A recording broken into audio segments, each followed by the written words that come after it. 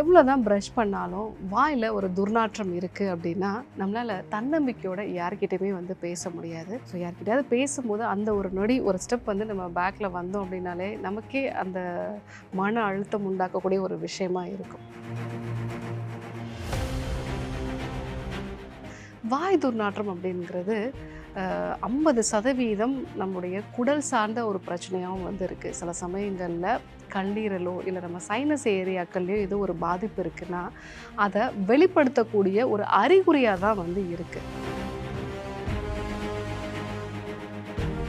முதல் விஷயம், நம்ம குடலில் இருக்கக்கூடிய கெட்ட பாக்டீரியாஸோட அளவு அதிகமாகிடுச்சு அப்படின்னா அதுதான் நிறைய இந்த சல்ஃபர் காம்பவுண்ட்ஸை வந்து நமக்கு அதிகமாக உற்பத்தி பண்ணும். ஸோ அப்படி இருக்கக்கூடிய சமயங்களில் காலை வேளைகளில் எழுந்திருக்கும் பொழுது நமக்கு வாய் துர்நாற்றம் வர்றதுக்கு நிறைய வாய்ப்புகள் இருக்குது. ஸோ குடலில் இருக்கக்கூடிய பாக்டீரியாசஸ் வைரஸ்னால தான் உங்களுக்கு வாய் துர்நாற்றம் வரும் அப்படிங்கிறத எப்படி கண்டுபிடிக்கிறது அப்படின்னா,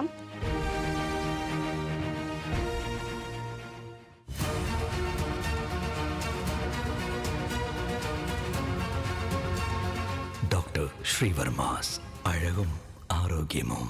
ஸ்ரீவர்மா தமிழ் நேயர்கள் அனைவருக்கும் அன்பான வணக்கங்கள். நான் பெண்கள் சிறப்பு மருத்துவர் ஜெயரூபா. இந்த நாள் இனிய நாளாக அமைய என்னுடைய மனமார்ந்த வாழ்த்துக்களும் பிரார்த்தனைகளும். எவ்வளோதான் ப்ரஷ் பண்ணாலும் வாயில் ஒரு துர்நாற்றம் இருக்குது அப்படின்னா நம்மளால் தன்னம்பிக்கையோட யார்கிட்டையுமே வந்து பேச முடியாது. ஸோ யார்கிட்டயாவது பேசும்போது அந்த ஒரு நொடி ஒரு ஸ்டெப் வந்து நம்ம பேக்கில் வந்தோம் அப்படின்னாலே நமக்கே அந்த மன அழுத்தம் உண்டாக்கக்கூடிய ஒரு விஷயமா இருக்கும். வாய் துர்நாற்றம் அப்படிங்கிறது 50% நம்முடைய குடல் சார்ந்த ஒரு பிரச்சனையாகவும் வந்து இருக்குது. சில சமயங்களில் கல்லீரலோ இல்லை நம்ம சைனஸ் ஏரியாக்கள்லையோ ஏதோ ஒரு பாதிப்பு இருக்குன்னா அதை வெளிப்படுத்தக்கூடிய ஒரு அறிகுறியாக தான் வந்து இருக்குது. ஸோ அதை நம்ம ஒரு ஹைஜீன் பிரச்சனை மாதிரி நம்ம யோசிக்காமல் உடம்புக்குள்ளே வேறு என்ன பிரச்சனை இருக்குது அப்படிங்கிறத நம்ம கண்டுபிடிச்சி அதற்கேற்ற மாதிரியான சிகிச்சை முறைகளை நம்ம ஃபாலோ பண்ணோம் அப்படின்னா தொடர்ந்து உண்டாகக்கூடிய இந்த வாய் துர்நாற்றத்தை நிரந்தரமாக நம்ம சரி செஞ்சுக்கலாம். ஸோ வாய் பகுதிகளில் பாக்டீரியாசஸ் வந்து இருக்கும். இது வாலடைல் சல்ஃபர் காம்பவுண்ட் அப்படிங்கிற ஒரு கேஸை வந்து ப்ரொடியூஸ் பண்ணும். ஸோ இந்த கேஸ் வந்து நம்ம வாய் கொப்பளிக்கிறதுனாலையோ இல்லை வந்து ப்ரஷ் பண்ணுறதுனாலையோ போகிறது இல்லை. ஸோ அதை கரெக்டாக நம்ம பாக்டீரியாவை வந்து வெளியேற்றுறதுக்கான முயற்சிகளை ஃபாலோ பண்ணால் தான் நமக்கு அந்த வாய் துர்நாற்றம் அப்படிங்கிறது குறையும். ஸோ ஏன் வாய் துர்நாற்றம் வருது?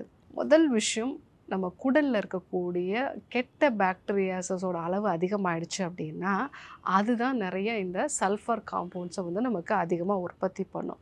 ஸோ அப்படி இருக்கக்கூடிய சமயங்களில் காலை வேளைகளில் எழுந்திருக்கும் பொழுது நமக்கு வாய் துர்நாற்றம் வர்றதுக்கு நிறைய வாய்ப்புகள் இருக்குது.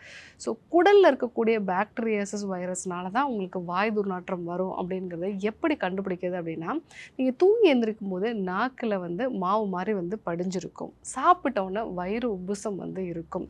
சரியான முறையில் உங்களுக்கு செரிமானம் வந்து நடக்காது. இந்த அறிகுறிகள்லாம் வந்து இருக்குது அப்படின்னா குடலில் இருக்கக்கூடிய கெட்ட கிருமிகளால் தான் உங்களுக்கு வாய் துர்நாற்றம் வருது அப்படிங்கிறத நீங்கள் ஈஸியாக கண்டுபிடிச்சிக்கலாம். ரெண்டாவது விஷயம், கல்லீரல் சார்ந்த பிரச்சனைகள் இருக்கக்கூடிய நபர்களுக்கு ஃபஸ்ட்டு அறிகுறியாக வர்றது வாய் துர்நாற்றம் தான். அதுக்கப்புறமா தான் கல்லீரலோட என்சைம்ஸ் எல்லாம் வந்து மாற ஆரம்பிக்கும். ஏன்னா கல்லீரல் செயல்திறன் கம்மியாகுது அப்படின்னா அமோனியா, கந்தகம் இது எல்லாத்தையுமே வந்து அதனால் முறையாக வெளியேற்ற முடியாது. அதனால் வந்து சுவாசத்தின் மூலமாக வந்து அது வெளியேற்றும். ஸோ கல்லீரல் பாதிப்பு அடையக்கூடிய நபர்களுக்கு வந்து சரியான இரவு தூக்கம் வந்து இருக்காது. ஸோ அவங்களுக்கு அந்த வாய் துர்நாற்றம் வந்து பார்த்திங்க அப்படின்னா கொஞ்சம் இனிப்பான ஒரு ஸ்மெல்லையோ இல்லை வந்து இப்போ நம்ம நெயில் பாலிஷை வந்து ரிமூவ் பண்ணுறதுக்கான ஒரு தின்னர்லாம் வந்து யூஸ் பண்ணுவோம். அந்த மாதிரியான ஸ்மெல்லில் வந்து இருக்கும். அப்படி இருந்தது அப்படின்னா கல்லீரலோட செயல்திறன் பாதிக்கப்பட்டு உங்களுக்கு வாய் துர்நாற்றம் வந்திருக்கிறத நீங்கள் வந்து கண்டுபிடிக்கலாம். மூணாவது விஷயம், நிறைய பேருக்கு மெயினாக இந்த சர்க்கரை வியாதினால் பாதிக்கப்பட்டவங்களுக்கு வாய் துர்நாற்றம் வரும். அவங்களுக்கு என்ன காரணம் அப்படின்னா, அவங்களுக்கு வாயில் உமிழ்நீர் வந்து கரெக்டாக வந்து சுரக்காது. அந்த உமிழ்நீருங்கிறது வந்து நேச்சுரலாக நம்மளோட வாயை வந்து சுத்தமாக வச்சுக்கக்கூடிய ஒரு விஷயம். ஸோ அந்த உமிழ்நீர் வந்து கம்மியாயிடுச்சு அப்படின்னா பாக்டீரியாக்களோட எண்ணிக்கை வந்து அங்கே அதிகமாகிடும். ஸோ அது வந்து இந்த வாலடைல் சல்ஃபர் காம்பவுண்ட்ஸை வந்து உருவாக்குறதுனால வாயில் உலர்தன்மை இருக்கிறதுனாலே வந்து உங்களுக்கு வாய் துர்நாற்றம் வந்து வரும். ஸோ சர்க்கரை வியாதி இருக்கிறவங்களுக்கு, தைராய்டுனால பாதிக்கப்பட்ட நபர்களுக்கும் இந்த வாய் துர்நாற்றம் வந்து வாயில உலர்ந்து போகக்கூடிய தன்மையினால வரதுக்கு வாய்ப்புகள் இருக்கு. 4வதா சைனோசைட்டிஸ் மாதிரியான பிரச்சனைகள் ரொம்ப நாளா இருக்கு அப்படின்னா, அந்த சைனோசைட்டிஸ்ல வந்து சில பேருக்கு போஸ்ட் நேசல் ட்ரிப் அப்படிங்கிறது இருக்கும். அதாவது அவங்களோட வாயோட உள்பகுதியில வந்து தொடர்ந்து அந்த தண்ணி சொட்டுற மாதிரியான விஷயங்கள் இருக்கும். ஸோ அது வந்து பாக்டீரியாக்களை வந்து அதிகமாக வளர வைக்கும். அப்படிப்பட்ட நிலைகளையும் உங்களுக்கு வாய் துர்நாற்றம் இருக்கலாம். ஸோ தொடர்ந்து உங்களுக்கு மூக்கடைப்பு இருக்குது, தலைவலி வந்து இருக்குது, அடிக்கடி தும்மல் மாதிரியான பிரச்சனைகள் வந்து இருக்குது, நாக்கு பின்னாடி வந்து ஏதோ ஒன்று சொட்டுற மாதிரி வந்து இருக்குது, தண்ணி வந்து சொட்டுற மாதிரி இருக்குது அப்படின்னா, அது கூட உங்களுக்கு வாய் துர்நாற்றம் இருக்குது அப்படின்னா, இது சைனோசைட்டிஸ்னால வரக்கூடிய ஒரு வாய் துர்நாற்றம் அப்படிங்கிறத நீங்களே வந்து கண்டுபிடிச்சிக்கலாம். ஒரு சிலருக்கு வந்து பார்த்திங்கன்னா பல்லெல்லாம் ஆரோக்கியமாக தான் இருக்கும், ஆனால் ஈறுகள் வந்து நல்லா பஞ்சு மாதிரி மாறிடும். நிறைய சர்க்கரை வியாதினால் பாதிக்கப்பட்டவங்களுக்கு, வைட்டமின் சி சத்து குறைபாடு இருக்கிறவங்களுக்கும் அவங்களுடைய ஈறுகள் வந்து பாதிக்கப்பட்டு பல்லுக்கும் ஈருக்கும் இடையில வந்து ஒரு கேப் வந்து ஃபார்ம் ஆகிடும். அப்போது நீங்கள் சாப்பிடக்கூடிய உணவு துணுக்குகள் போய் அங்கே சேர ஆரம்பிக்கும் போது ஈஸியாக வந்து கிருமிகளோட வளர்ச்சி அதிகமாகும். இதனாலையும் உங்களுக்கு வாய் துர்நாற்றம் வந்து வரலாம். ஸோ வாய் துர்நாற்றம் அப்படிங்கிறது உங்கள் குடலில் இருக்கக்கூடிய புண்ணு, அல்சர் மாதிரியான பிரச்சனைகள், குடலில் கிருமிகள் வந்து சரியாக இல்லாத ஒரு நிலை, கல்லீரல் சார்ந்த பிரச்சனைகள், சைனோசைட்டிஸ் மாதிரியான விஷயங்கள், வாய் வந்து உலர்ந்து போகக்கூடிய ஒரு நிலை, இந்த மாதிரி நிறைய பிரச்சனைகளோட ஒரு அறிகுறியாக வந்து இருக்கும். ஸோ வெறும் நீங்கள் ப்ரஷ் பண்ணுறது மட்டும் இதற்கு வந்து பத்தாது. அது இல்லாமல் வாயில் இருக்கக்கூடிய பல்லில் வந்து ஏதாவது பாதிப்புகள் இருந்தாலும் உங்களுக்கு துர்நாற்றம் வந்து வரலாம். ஸோ என்னென்ன விஷயங்கள்லாம் நம்ம வந்து ஃபாலோ பண்ணலாம்? முதல்ல உங்களுக்கு எதனால் வந்துச்சு அப்படிங்கிறத கண்டுபிடிங்க. 2வது ரெகுலராகவே ஆயில் புல்லிங் வந்து நீங்கள் பண்ணலாம். காலையில் நீங்கள் வந்து ஒரு டீஸ்பூன் அளவுக்கு நல்லெண்ணெயோ இல்லை தேங்காய் எண்ணெயோ வச்சு ஆயில் புல்லிங் வந்து பண்ணும் பொழுது உங்களுக்கு அந்த வாயில் இருக்கக்கூடிய கிருமிகள் எல்லாமே வந்து வெளியாகும். அதே மாதிரி ஈறுகளும் வந்து கொஞ்சம் பலப்பட ஆரம்பிக்கும். இந்த கிருமிகள் எல்லாமே தண்ணீர் மட்டும் வச்சு நம்ம கொப்பளிக்கிறதுனால வெளியேறது இல்லை. ஏன்னா அந்த கிருமிகளோட வெளிப்பகுதி லேயர் வந்து லிப்பிட் லேயர், அதாவது கொழுப்பான ஒரு லேயரால் ஆயிருக்கும். ஸோ அதனால தான் நல்லெண்ணெய் யூஸ் பண்ணும்போது அந்த கிருமிகள் எல்லாமே கொழுப்போடு சேர்ந்து கரைஞ்சி வெளியே வர்றதுக்கு நிறைய வாய்ப்புகள் இருக்குது. ஸோ ஆயில் புல்லிங் பண்ணுறது நல்லது. இல்லைனா இதே இந்த நல்லெண்ணெயை வந்து நீங்கள் திரிஃபலா சூர்ணம் சேர்த்து வெயிலில் ஒரு 4 நாள் வந்து வச்சுடுங்க. அதுக்கப்புறமா அந்த எண்ணெயை வடிகட்டி அந்த எண்ணெயை வச்சு நீங்கள் வாய் கொப்பளிக்கும் பொழுது ஈறுகளில் உண்டாகக்கூடிய பிரச்சனை, வாயில் உண்டாகக்கூடிய புண்கள், வயிற்றில் உண்டாகக்கூடிய புண்கள், இது எல்லாமே வந்து சரியாகும். ஸோ அந்த ஒரு விஷயத்தை நீங்கள் ஃபாலோ பண்ணலாம். 2வது விஷயம், நீங்கள் திரிஃபலா வச்சே வந்து வாய் கொப்பளிக்கலாம். அந்த மாதிரி நீங்கள் பண்ணும் பொழுதும் உங்களுக்கு வாயில் இருக்கக்கூடிய அந்த துர்நாற்றம் வந்து உங்களுக்கு குறைய ஆரம்பிக்கும். 3வதா பெருஞ்சீரகம், ஏலக்காய் சேர்ந்து டீ மாதிரி எடுத்துக்கலாம். இல்லைனா நீங்கள் சாப்பிட்டதுக்கு அப்புறமா ஒரு டீஸ்பூன் அளவுக்கு பெருஞ்சீரகம், ஒரு ஏலக்காய் சேர்த்து நல்லா மெல்லலாம். ஸோ இந்த மாதிரி நம்ம ஃபாலோ பண்ணும்போது வாயில் உமிழ்நீர் அதிகமாக சுரக்க ஆரம்பிக்கும். அப்போது கிருமிகள் ஆட்டோமேட்டிக்காக வந்து வெளியே போக ஆரம்பிக்கும். இந்த பெருஞ்சீரகத்தில் இருக்கக்கூடிய அன்னித்தோல் அப்படிங்கிறது கெட்ட பாக்டீரியாக்களை அழிக்கக்கூடிய ஒரு விஷயமா இருக்கும். ஏலக்காய் உமிழ்நீர் சுரப்பை வந்து அதிகப்படுத்தும், செரிமான சக்தியும் வந்து இம்ப்ரூவ் பண்ணும். அதே போல் கல்லீரல் சார்ந்த பிரச்சனைகள் இருக்குது டாக்டர், அதனால் எனக்கு வந்து வாய் துர்நாற்றம் இருக்குதுன்னு சொல்கிறவங்க இஞ்சி எலுமிச்சை சாறு இல்லைனா வந்து வெறும் எலுமிச்சை வெதுவெதுப்பான வெந்நீரில் சேர்த்துட்டு தேன் கலந்து காலையில் வந்து எடுத்துக்கலாம். இஞ்சி சாறு வந்து எடுத்துகிட்டு அதை வந்து அப்படியே வச்சிடணும். கீழே வந்து மாவு மாதிரி படியும், அதை நீக்கிட்டு அந்த மேலே இருக்கக்கூடிய ஜூஸ் மட்டும் ஒரு டீஸ்பூன் அளவுக்கு வெதுவெதுப்பான வெந்நீரோட கலந்து தேன் கலந்து நீங்கள் எடுத்துக்கிட்டீங்க அப்படின்னா கல்லீரல் சார்ந்த பிரச்சனைகளை வந்து இது சரி செய்யும்.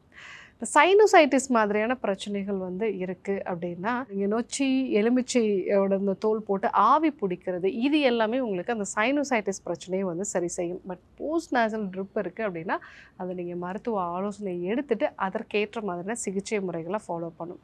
பட் இந்த எல்லா விதமான பிரச்சனைகளுமே குடலில் இருக்கக்கூடிய பாக்டீரியா வைரஸஸ் கூட கனெக்டடாக இருக்கும். ஸோ அதனால் வாய் துர்நாற்றம் இருக்கிறவங்க நீங்கள் டூத் ப்ரஷ்ஷை மாற்றுறது, நிறைய மவுத் வாஷ் மாற்றுறது, இதெல்லாம் விட முக்கியமான விஷயம் உங்கள் குடலை சுத்தம் பண்ணுறது.